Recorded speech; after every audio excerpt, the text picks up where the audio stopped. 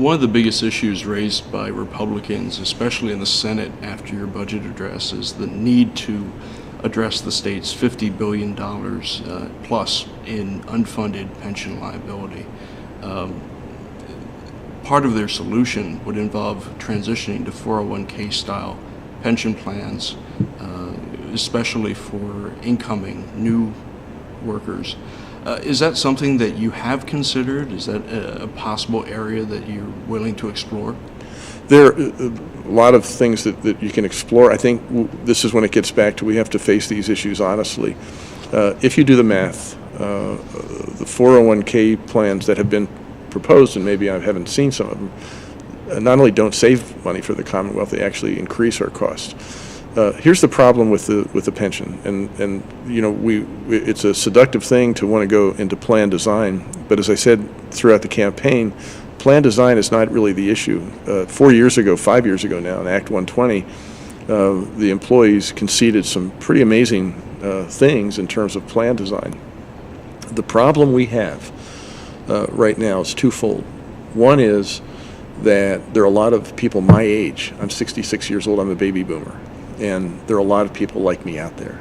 And whether they worked for the Commonwealth 2 years ago or 40 years ago, we owe them pension benefit, and we have to pay for that. And that is typically paid for by people who are working or by money you've put back because you've invested in it. You know, we just have a lot of people. Anybody with a long-standing pension program is facing that. The only people who aren't facing that are people who have just started up their pension plan recently.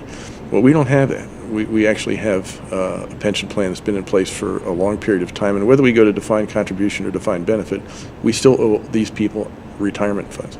Second thing is that one of the things that people are conveniently forgetting about that unfunded liability is that a part of that comes from the fact that the employer, the Commonwealth, did not pay into the plan adequately for 15 or so years. Now, if somebody in the private sector did that and then went to a regulator and said, now I know I haven't been paying my full share to the employees here, and so I'd like a break, and I'd like the employees to take the cut in benefit as a result of what I didn't do, you'd be laughed out of the room.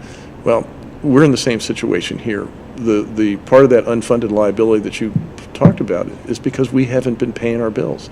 Now, it's a nice thing and fun to sort of think about how we could maybe continue not to pay that bill, but I promised in the campaign that I'm not going to kick that can down the road. We've got to confront that. In my budget address, I confronted it with a pension obligation bond, and I think that's a big part of what's going to make our... That's $3 billion in refinancing. That's right. In the long term, what happens? How do you get closer to funding that liability? In the long term, the baby boom generation, we go through their retirement process. If you look out to 2040, 2041, 2042, the pension expense, as it does with everybody with a pension plan and with a lot of baby boomers, it goes down to levels that we haven't seen for a long time. I mean, we are at a point now, the crisis is that in PSERS, SERS we're probably getting closer to what they call the ARC, but in PSERS we're still actually taking more money out of the plan to pay for benefits than we're putting in. We get beyond that arc, I think, in a year or two with SERS. I think it'll take a little longer. If we didn't do anything in PSERS, what I'm proposing gets us closer to the point where we're at that arc, where actually there will be as much money or more money coming in than is going out. The crisis right now is that point, and that's what we have to deal with. I think there's some misunderstanding about that, but I think my proposal addresses the issue effectively.